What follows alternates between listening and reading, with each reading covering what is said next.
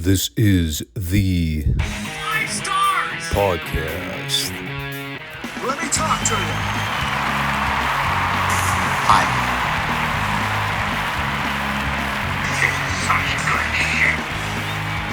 So, what do you guys want to talk about?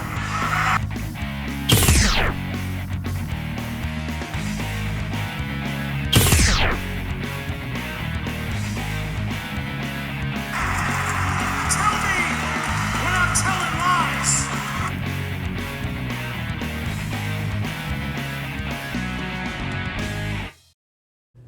Thanks, guys. Back to you. Hey, guess where I'm going again? My favorite city. You know, at this rate, I've been to Charleston so much in the last 4 months. I should probably just start renting property down there. As long as I'm not in the center of downtown. I mean, I'd be perfectly fine renting out something. I can make it a vacation spot. To which everyone asks, what's in Charleston, West Virginia worth sightseeing? The answer is absolutely nothing.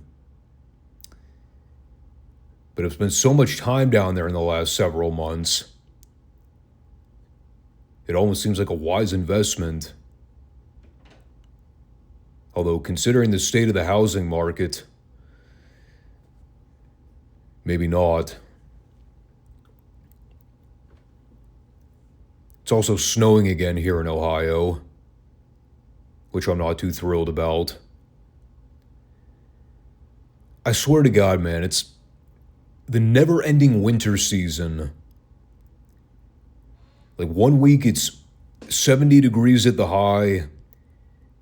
Then the next week it drops back down to 30. There's no pattern of increasingly good weather coming.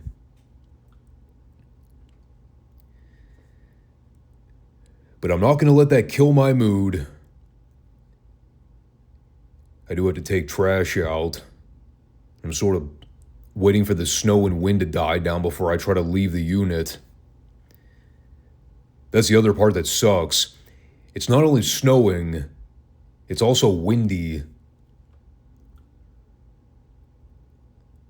Unbearable. Kind of like the NWA Superstation show I watched over the weekend. How's that for a good segue?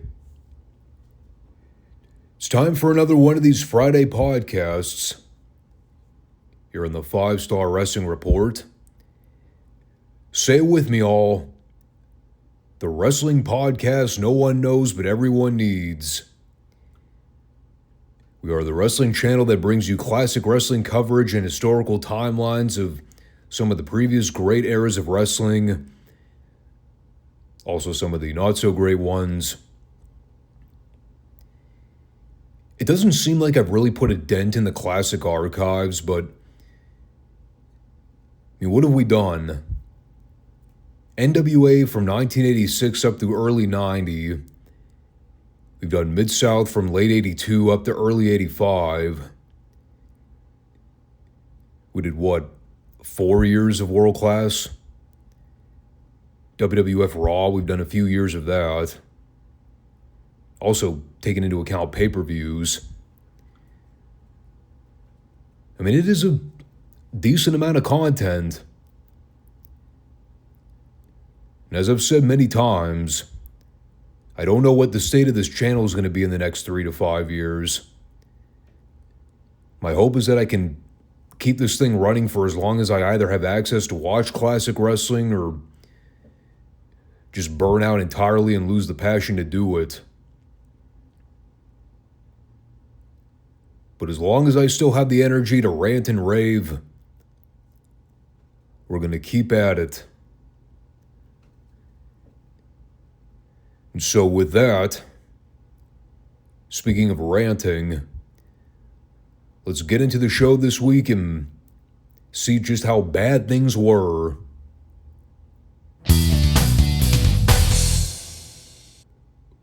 Okay. Damn. What's the last thing we talked about with WCW? Was it the Wrestle War pay-per-view recap?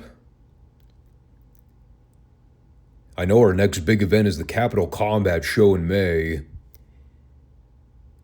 And if you know your history, you know what that means. We're going to get to see RoboCop soon. Oh boy. How I'm frothing at the mouth at the idea of getting to talk about that whole fiasco. Before we dive into the show this week, from Altoona, Pennsylvania of all places,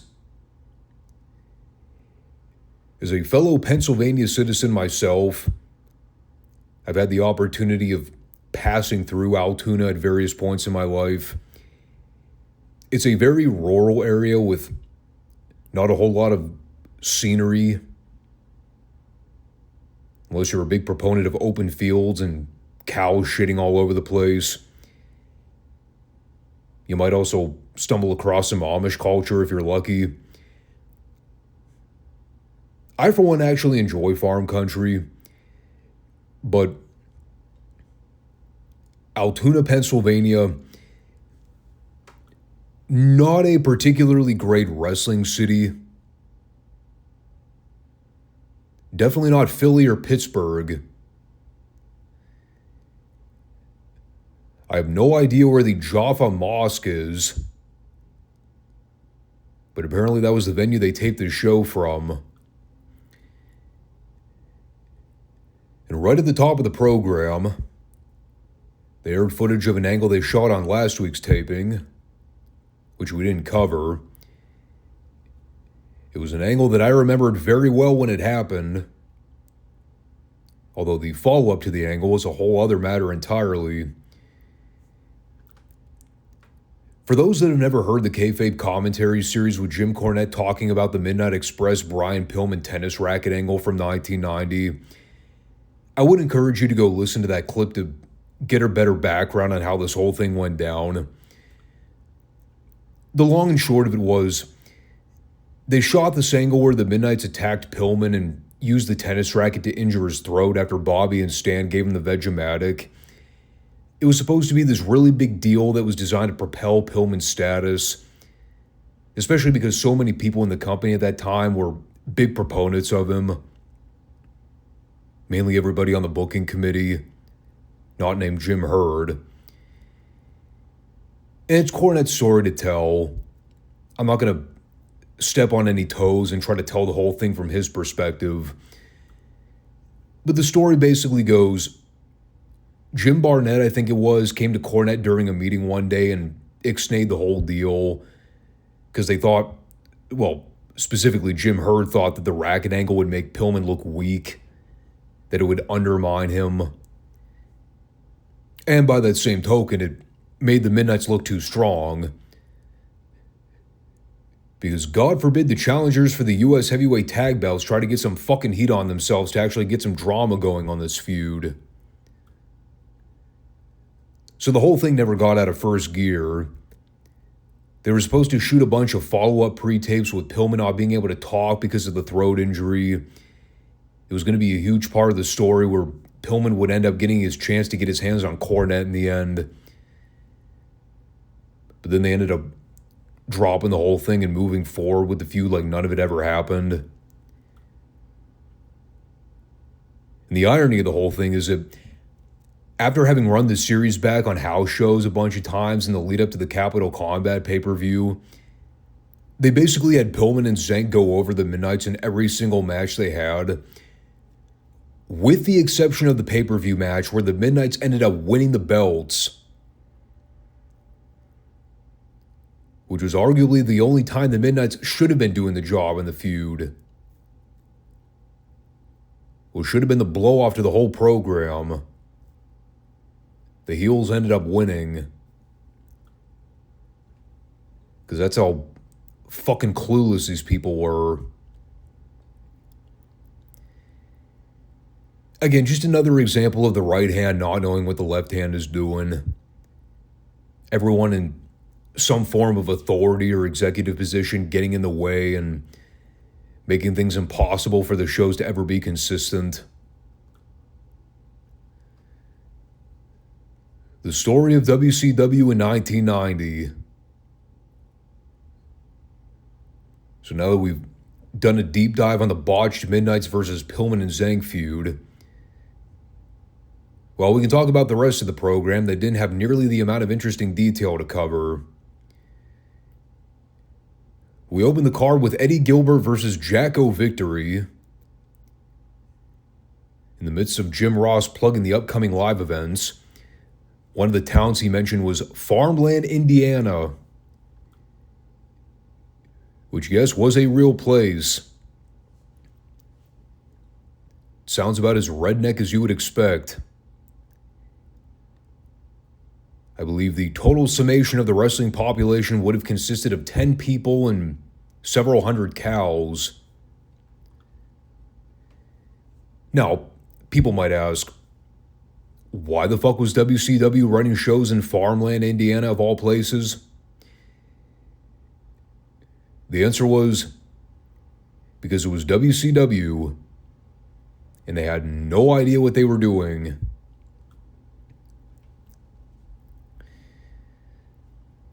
So they had a relatively okay TV match here. Jacko worked over Eddie's leg through most of it. It was kind of sad because, they're out there trying to work this really old school Southern style heat match.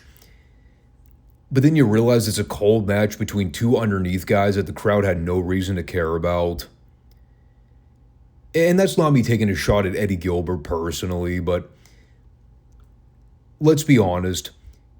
In the scope of where he was positioned on the card during this time, he was an underneath guy. Plain and simple. So while the work was good, didn't really have a whole lot of crowd investment. And of course, after Eddie had his leg worked over through the whole thing, Jack goes to pick up Eddie onto his shoulder like he was about to give him the snake eyes in the corner. But then Eddie capitalized and schoolboy Jack to get the pinfall. Now, like I said, it was fine action, but it was Jack Victory versus Eddie Gilbert in a random TV match with no backstory or no issue. So there's only so much you can take away from it. It also doesn't help that Jack's still doing this goofy royal family gimmick with Lord Littlebrook. The whole thing just comes off like WWF light bullshit. Then coming back from break, we had back-to-back pre-tape interviews with the Rock and Roll Express and the Freebirds cutting promos on one another. Apparently they had a match on TV the other week and the Rock and Roll beat them. The only thing I got out of either promo was Ricky making a comment about the Freebirds wearing makeup. He said they can do whatever they're into, but if they come at the Rock and Roll, they're going to come back fighting.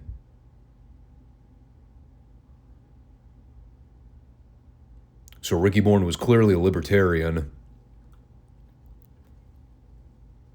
Hayes and Garvin also said some shit, but I didn't bother noting much about it.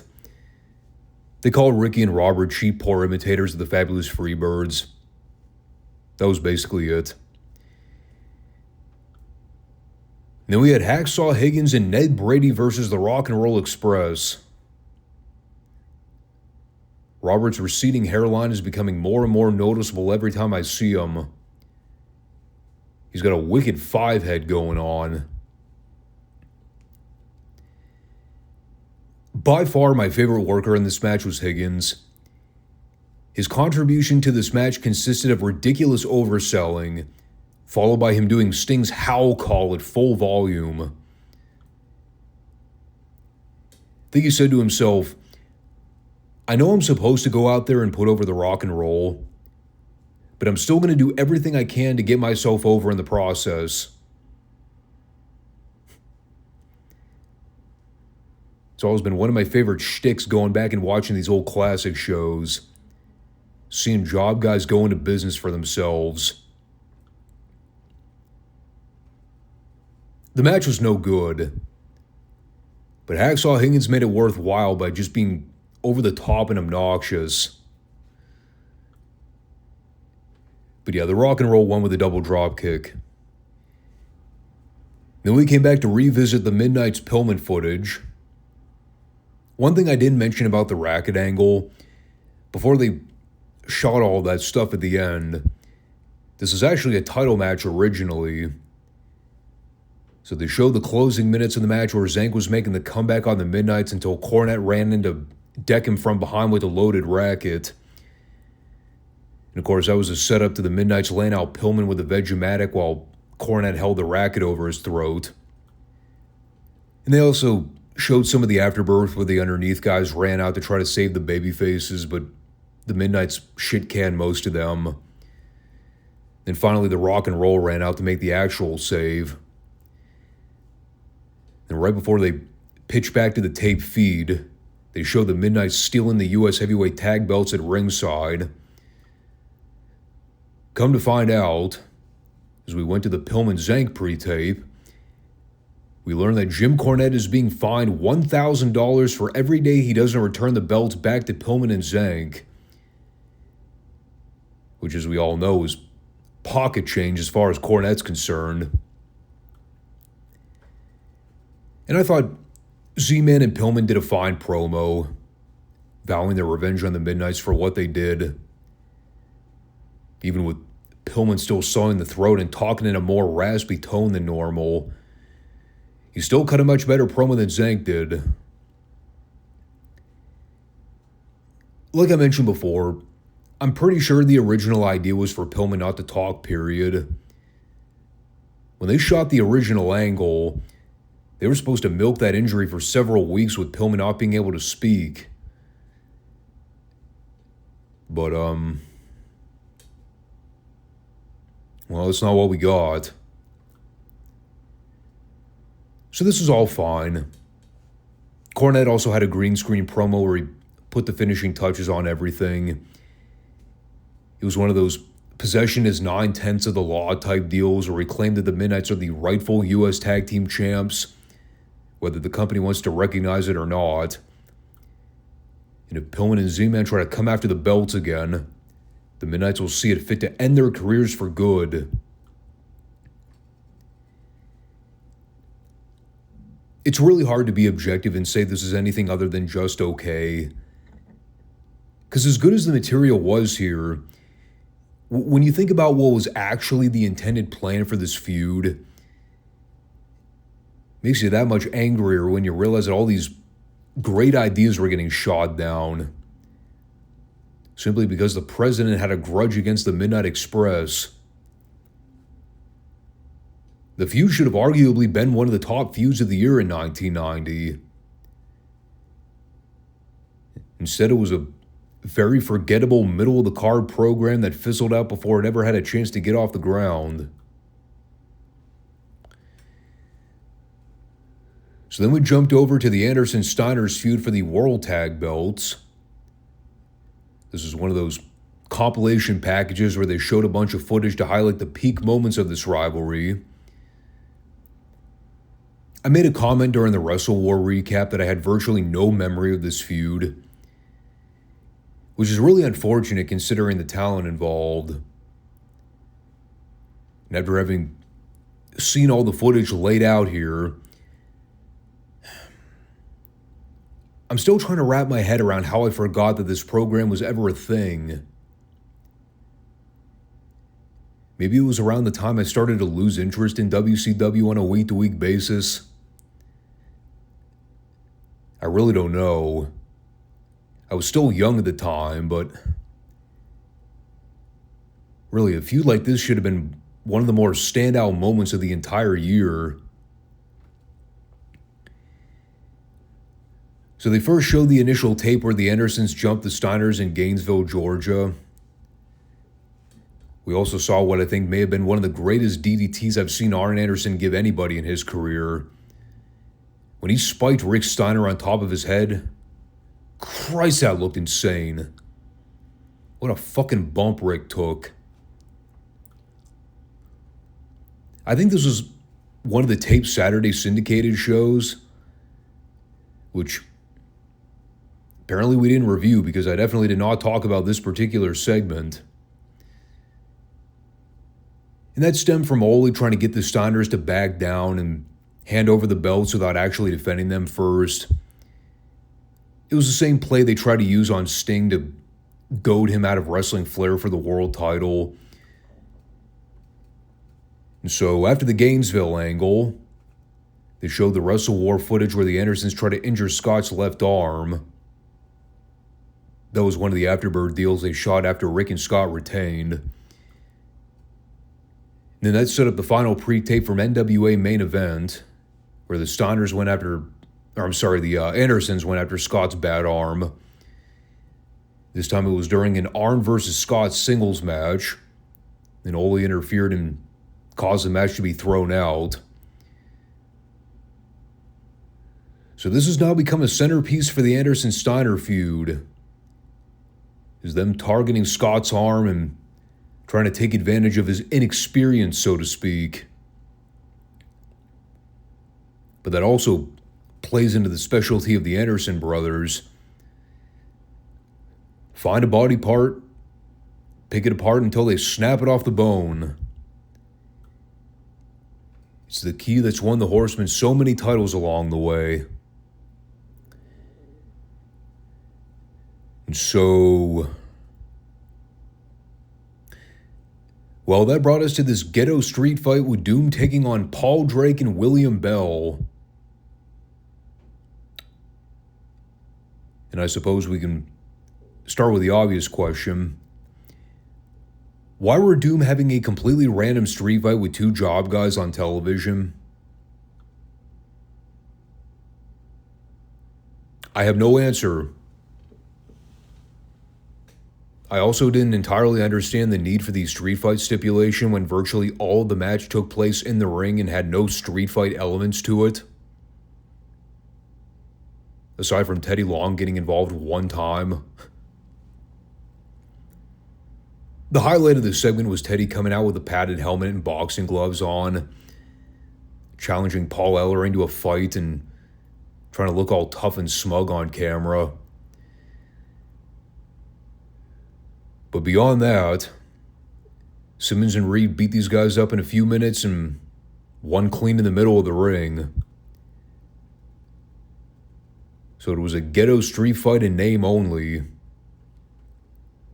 They also cut a promo afterward, where I believe Teddy Long referred to Paul Ellering as a bitch on live television. Of course, they had to blur out bitch. And then Simmons and Reed called out Hawk and Annabelle by saying that Doom are the streets. They run the streets. And if the Road Runners have the balls to try and step up and challenge Doom in their backyard, they're going to get what's coming to them. It did kind of hit me listening to Simmons here. This is the exact same promo he was cutting on Ahmed Johnson in the lead up to the WrestleMania 13 street fight. A Chicago street fight, mind you, that also happened to feature the Road Warriors. How's that for a coincidence? That was followed with a Lex Luger promo. And he is now officially full-blown babyface. They've gone all in with babyface Lex yet again. Since Sting is still out of action with the ACL injury. We went over the whole last-minute flip with Luger turning babyface right before the Wrestle War pay-per-view. I'm still of the opinion the finish to the Luger-Flair match was complete and utter bullshit. But, I mean, what can you do? So he came out here to talk about the excitement he feels in the room. It's the excitement he recognizes as the start of a brand new era. He said that the fans aren't excited for Luger.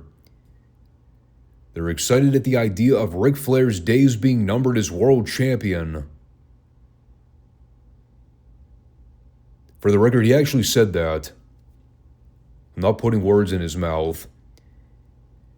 They're not excited for Luger. They're just excited about the idea that Ric Flair won't be world champion anymore.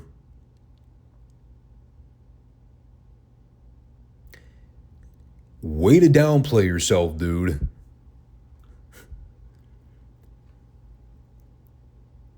Anyway, he vowed that he would be the new world heavyweight champion, and that it was only days from happening. That was an outright lie. And he flexed at the camera and walked away before ever really finishing his thought.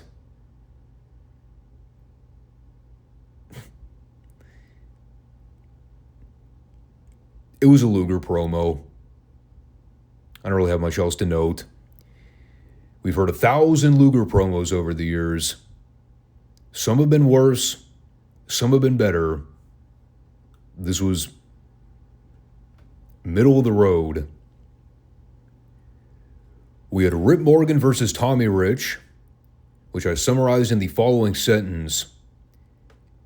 A boring TV match that Tommy Rich won by cheating using a cane. I also recognize that was not a complete sentence. More accurately, it was a bullet point. Match sucked regardless. Then we had a Sting pre-tape where he told us that he was in therapy and that he's recovering well from his ACL injury. He's hitting the gym hard, and every time he looks down at his leg, he thinks more and more about how he wants to slap Ric Flair in the face. It did take a minute when he was talking about being in therapy. The fact that he meant physical therapy. You know, the kind of therapy that actually helps. Not the talking kind of therapy where you complain to a professional about all the things wrong in your life, but don't actually get solutions of how to fix your problems. Other than, hey, let's put you on medication and fuck your life up even more. Make you codependent on drugs for the rest of your life. Sorry to anybody that's actually in therapy, but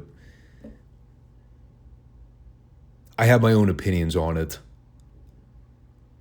Probably piss some people off, but I don't care. I'm old.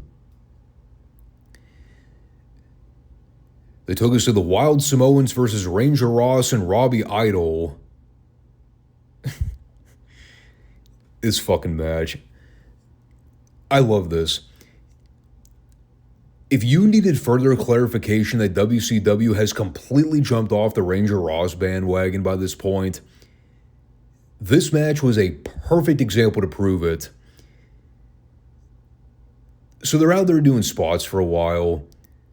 The Samoans are just beating these guys to a pulp. It's a very one-sided squash. And then from literally out of nowhere, in the middle of this match, Ranger Ross hits Fatu with the combat kick. Not only was it just another move, it was immediately followed by the Samoans regaining the advantage and laying out Ranger Ross.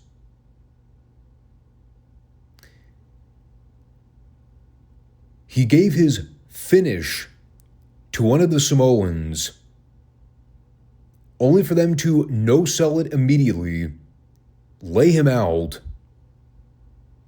and then they pinned Idol with a big splash like 30 seconds later.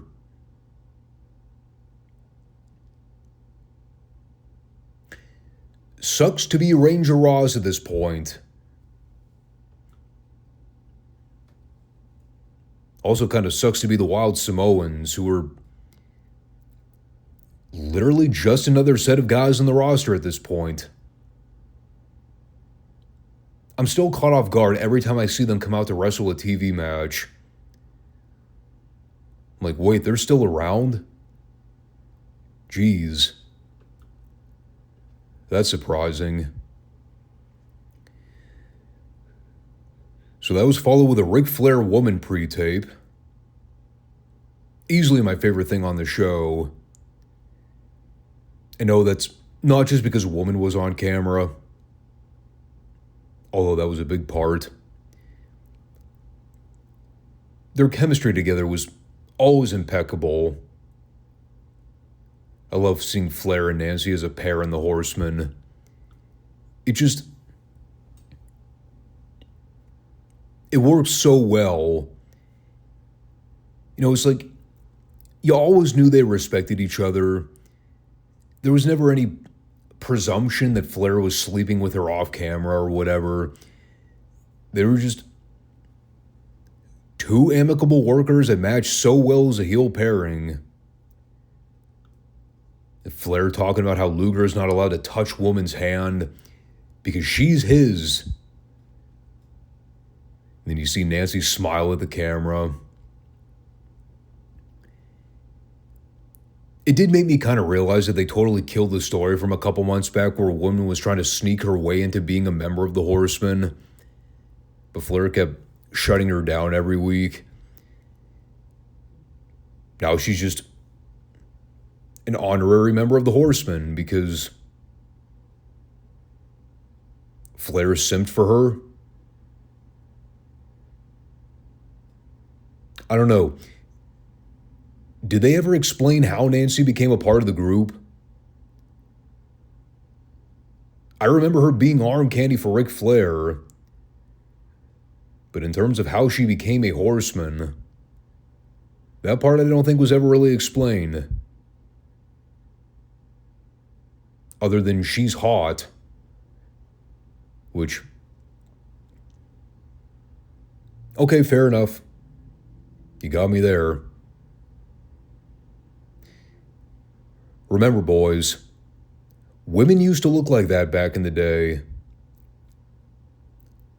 Before they all started doing the plastic lip filler and making themselves look like AI-generated Barbie dolls. God, social media has just destroyed an entire generation of people. How's that modern dating market working for you? But that brought us to the TV main event. I'm currently trying to process the fact that this was their TV main event.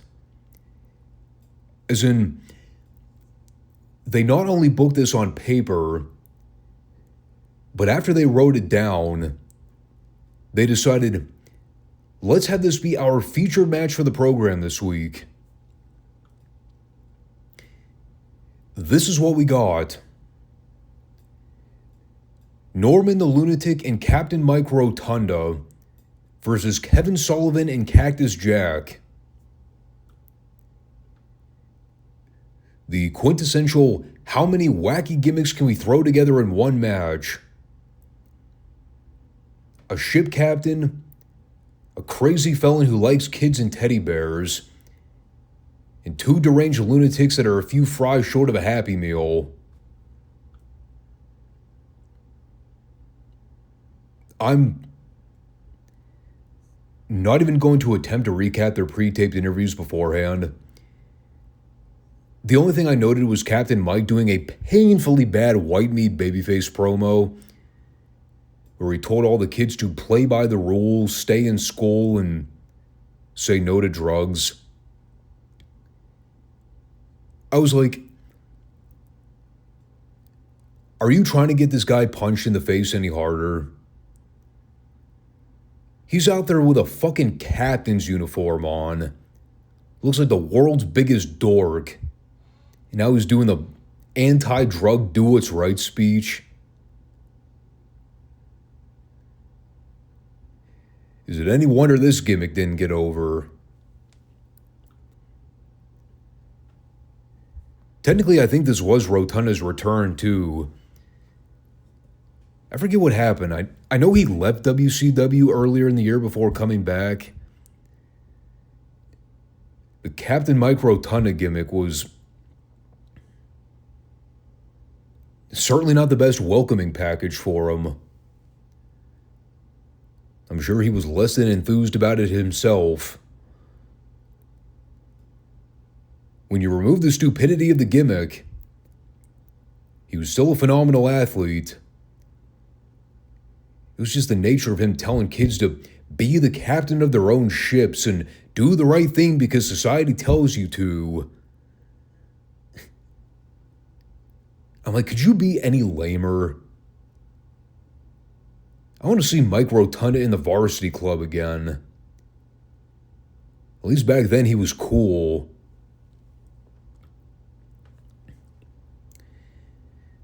The match was one of those deals where when Mike was in control of the action, it was fine. When Norman was in there, it sucked. I mean, then drawing attention to the history between Sullivan and Rotunda was good. Although, again, it made me wish we could go back to the Varsity Club days. So the heels worked over Mike for a while. There was a spot on the floor where Sullivan and Cactus went after Norman's teddy bear. Admittedly, there was something oddly amusing over seeing Foley drop an elbow on a teddy bear. And so Norman made the hot tag. It broke down with everyone at the end, only for Norman to throw Cactus over the top rope for the automatic DQ. Because he's an idiot, you see. And, well, yeah. It was a Superstation TBS main event in the year 1990. I do not know what else to say about it. Keep in mind, as we start to move into the summertime period, there are some things going on behind the scenes that we're going to start to see become more obvious. Mainly in the booking committee. Flair's about to have his Popeye moment where he ends up resigning from the team. Cornette's starting to see the writing on the wall himself, realizing he wants nothing to do with this garbage anymore. I mean, you can definitely see there's a shift happening right now. A lot of the bad gimmicks are starting to come to the forefront. There's more void filler and green screen promos, which, remember, Flair was trying to do away with previously. He wanted more live in-ring interviews and to try to bring things back to the Crockett era, so to speak. I know things are still a hot mess with the Sting situation, but it's not about to get any better as we start to approach the May pay-per-view, and eventually Bash season. We had a relatively decent streak going when Flair was calling all the shots and trying to turn the shows around. And he did at one point. But even Slick Rick wasn't able to topple the giant obstacle that was Jim fucking Herd. And once it became apparent that Flair would never truly be the main booker, and that someone was always going to have the final say above him in the pecking order, that was basically it. There was no saving this show.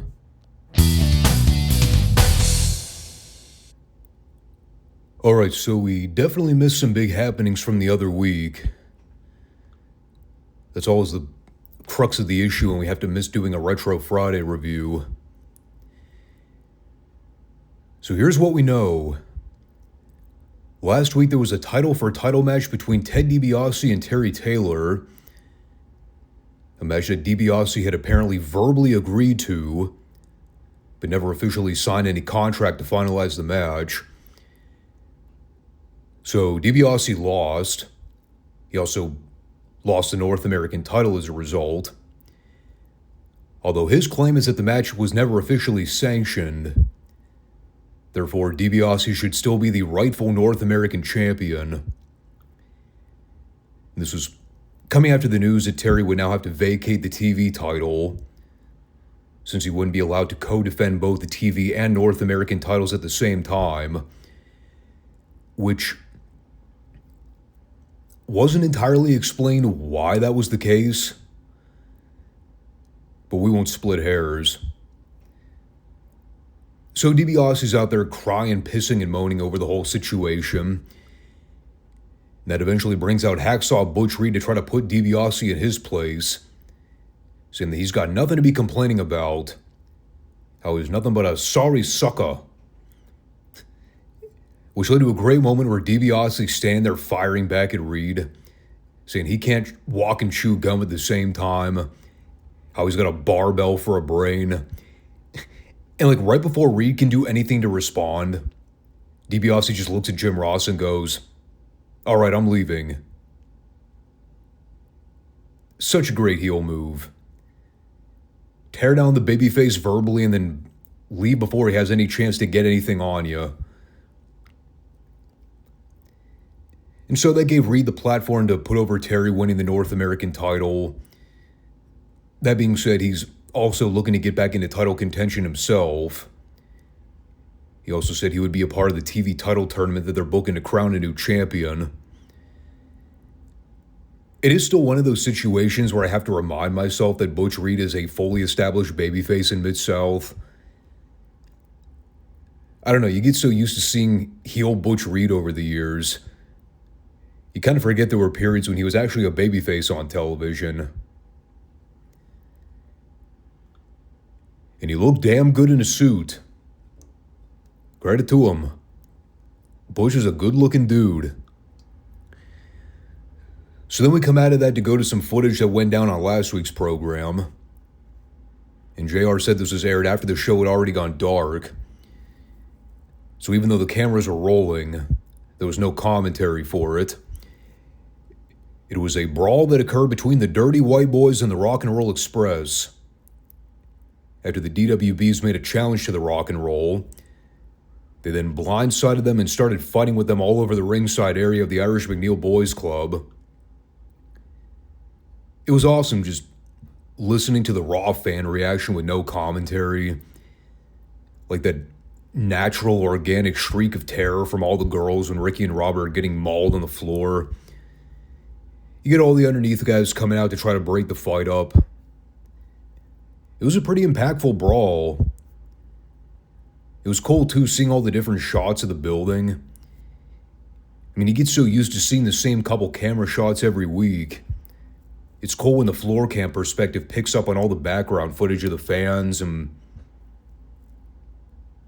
the other action. And so they come out of that and go back to the interview station with JR and Skandar Akbar. And he was there to put over Kamala and the Barbarian, basically to stake his claim that they're the two most feared men in all of Mid-South. He also made some comment about the North American title not being up for grabs in the Taylor versus Kamala match for later on, which he seemed to be upset about at first, but then completely dismissed it right before he walked away. So that was odd. But he vowed that the General Army would start laying out bodies in order to get to the top in Mid-South. Keep in mind, all of this material happened in about 10 minutes. We had the DiBiase promo at the start, the confrontation with him and Butch Reed, Reed's promo, the Rock and Roll Dirty White Boy brawl angle, and then the Akbar promo. That was a lot of content to try to fit into 10 minutes. But they did it. And that led to the Barbarian versus Josh Stroud after the break. Quick squash win for the Barbarian. It wasn't pretty, but the Barbarian won with a full Nelson hold. And after the bell, he kept putting the boots to Stroud until Butch Reed ran out to make the save. And as soon as Butch ran down there in the suit, I was like, oh no, dude. Not the three-piece suit. You know that's not going to end well. Sure enough, Barbarian ripped that fucking thing to shreds in a matter of seconds. It had to happen, right? A guy comes out in a custom suit for a fight. You know it's going to get torn to pieces. So Barbarian's out there getting the upper hand on Reed for a minute. He's practically stripping poor Butch down to his undergarments. And eventually outrun the underneath guys to break up the fight before they cut away. That is now officially 2 pull-apart angles in back-to-back segments. Yes, one was technically a pre-tape. I guess they had started something between these two the previous week on the show we didn't cover. So that explained why Reed was the one coming out to confront the Barbarian here. I mentioned before that I don't remember much about the Barbarians run in Mid-South in 85. So the stuff they're doing with him and Reed right now, if I did watch this at one point in time when I was binge watching on the network during the Beer Bug era, I'm certainly not recalling much of the feud now. So we will see where things go. We did get Reed challenging the Barbarian to a street fight next week. As we all know, it's the only way to settle a score when someone tries to strip you down on live television like that. You gotta take it to the streets, so to speak. Funny nowadays, the way you'd settle something like that is by calling HR and reporting a hate crime. But this was also back when men were men and the world wasn't totally pussified like it is today. But I digress. We had Ted DiBiase and Dr. Death teaming up to face Terry Daniels and Shawn Michaels. Steve is still competing with the gimmicked forearm brace. It's been, what, a month since the angle where Duggan broke Steve's arm on that turnbuckle post? I know he's a heel. It's solely designed to get heat on himself when he tries to cheat by loading the brace with a foreign object, which he did not end up doing here. Not that he really needed to. Another simple enhancement squash. The heels wiped the floor with these two. DiBiase got the win over Michaels with a figure 4. The best part of the segment was when Dr. Death went to try to give DiBiase the double high five at the end. DiBiase completely blew him off. Made poor Williams look like a tool. And then we moved directly to Terry Taylor versus Kamala, which again was not a championship match. As I kind of expected, it was mainly a one-sided beatdown with a brief cat and mouse chase at the beginning. Terry pretty much got his ass kicked through the whole thing, which you knew was purely designed to set him up winning in the end with some kind of slip on a banana peel finish. For what it's worth, I know how much I talk about Kamala's ring style, the fact that he wasn't a great worker by athletic standards. But this was probably one of his best Mid-South TV matches. I mean, a lot of it was Taylor doing a great job bumping for his offense. But I actually thought this was perfectly fine. It's important to remember, too, the story they've been telling with Kamala on TV is him using this illegal top rope body splash, and how Friday and Akbar have trained Kamala to use that move on every opponent, regardless of whether or not it would cost him the match. So as things are progressing here, and Kamala's working over Terry for the heat, we get to the spot where Kamala gives him the big running splash off the ropes, which used to be Kamala's finish.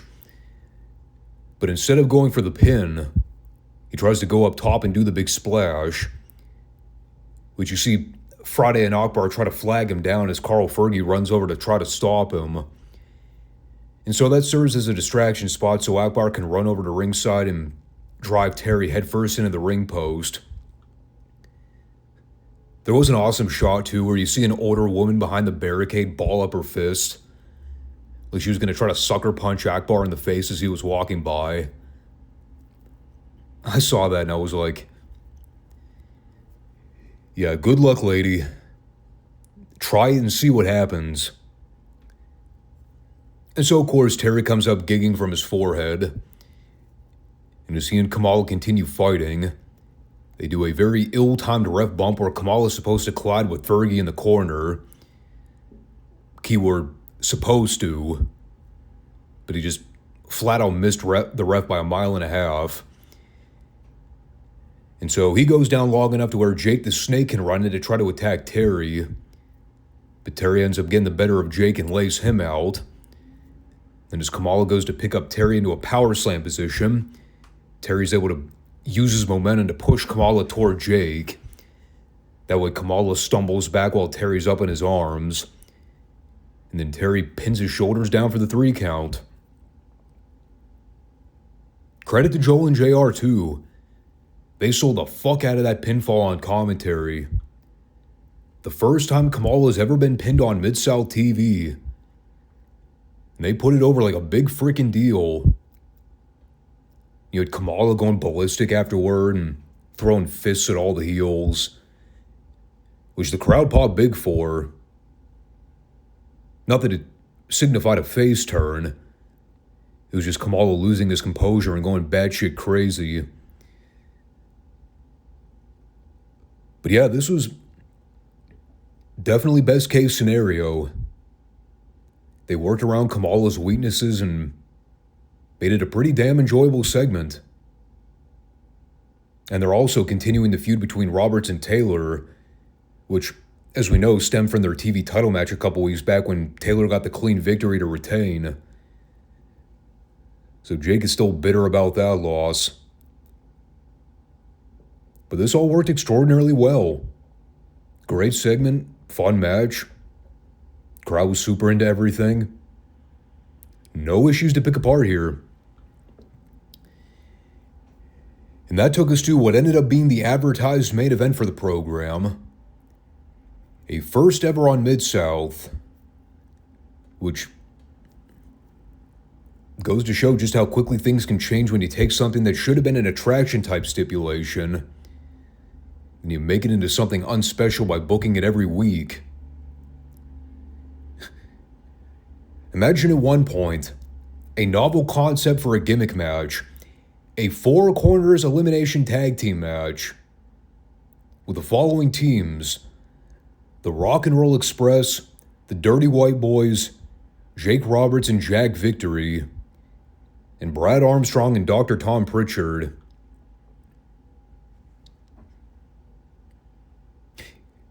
Yes, a fatal 4-way, or a 4 corners match. That used to be viewed as a special attraction. Nowadays, you can't even watch a standard episode of Monday Night Raw without seeing one of these goofy 4-ways being booked, where they just arbitrarily throw bodies into one match just to get them on the fucking show. So, well, I will start by noting, it was not a title match, even though the Rock and Roll were the current reigning Mid-South Tag Team Champions here. And the rules for this particular match were that anybody could tag in anybody of their choosing, even if they weren't their own tag partners. And if one member of a team was eliminated, that meant the whole team was out. And unlike what the WWF used to do, where you could tag in anybody, including members of the same team, which meant they would still have to fight one another, this at least had a shred of logic to the way it was laid out. It was a little wacky seeing Roberts and Victory being put together as a tag team. Yes, they were both heels, but the pairing itself was a little random. I did appreciate that everybody worked the match with an everybody for themselves mentality. There were no bullshit alliances with the babyfaces where they didn't want to work with one another, or vice versa with the heels. It really is impossible to review a match like this by breaking down everything move for move. I mean, it was a long match for one, and the whole thing happened at like 1,000,000 miles an hour. A lot of moving parts and fast-paced action. Which, I mean, if that's something you're into, then boy, do I have the match for you. But it was constantly moving from bell to bell, even in between pinfall spots. They eliminated Brad and Dr. Tom early on. The Dirty White Boys did. Kind of amusing that Brad Armstrong went from North American champion to being a part of the losing team in this four-way match in the earliest stages. Not that you should look into that all that much. I just found it funny. And so we come back with the Rock and Roll and the Dirty White Boys going at it. The heels worked over Robert for a bit.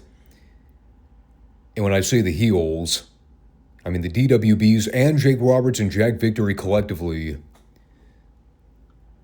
That eventually led to a spot where I believe Robert gave Ricky a blind tag after Victory shot him into the ropes.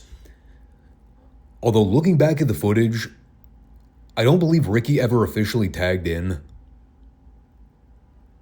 But he and Robert eliminated Victory and Roberts with a double drop kick, which then narrowed the match down to the two teams that only really mattered here. I mean, let's be frank. The other teams are collateral damage. So, keeping in mind the brawl segment we saw from segment 1,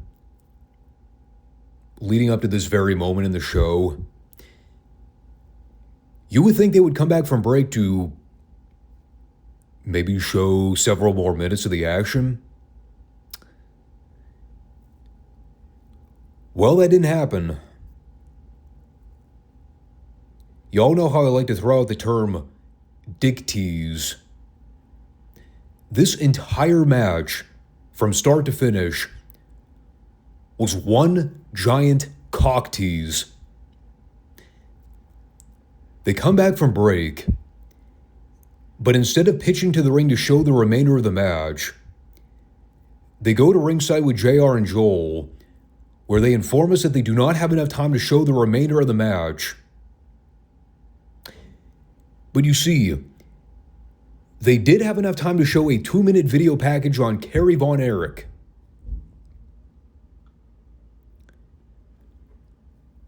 I saw that and I got so pissed off.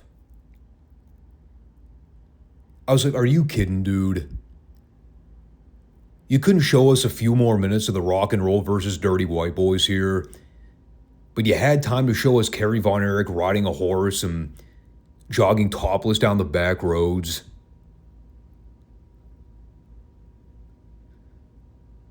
All right, man. Whatever. You know, at that point, it was almost like, what the fuck was even the point of booking the four-way? The only two teams that mattered in the whole equation, and they were the only teams we didn't get to see fight each other in a regular tag match. So that part sucked. But the match up until that point was a lot of fun. But there you go. I would probably say this is a show where the last 15 or so minutes was good. First half, you could kind of take or leave.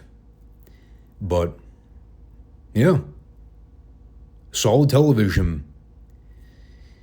It's weird, though, because, we missed a couple shows with the WCW recaps, and last week's Mid-South episode wasn't all that eventful either, from what I remember. So, I don't know. It was kind of a lull week. They all can't be winners. That's what I say. But that'll do it for now. And this coming Monday is going to be a big one because we got WrestleMania to talk about. And I also have to figure out how to fit in the next Superstation and Mid-South programs. So we'll see how that goes. But until then, Thanks everybody for watching. Appreciate everybody that comes back to check out the show every week, and talk to you all soon. Take care and peace out.